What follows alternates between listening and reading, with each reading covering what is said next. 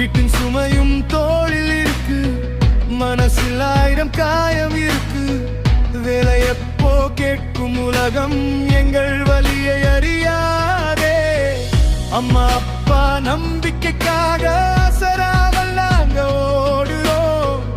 ஒரு அரசு வேலை கிடைக்க உயிரோடு தினம் போராடுறோம். சோர்வு வந்தும் நின்றிட மாட்டோம், சொந்த கனவு காக்கிறோம். நாளை வந்து கைப்பிடிக்கும் நம்பிக்கையில் வாழ்கிறோம். கடினம் எல்லாம் கரையும் நேரம் கண்ணெதிரே வருதே. ஒரு நாள் வரும், நமக்கும் வரும், உழைப்பின் வெற்றி கையில் வரும். TNPSC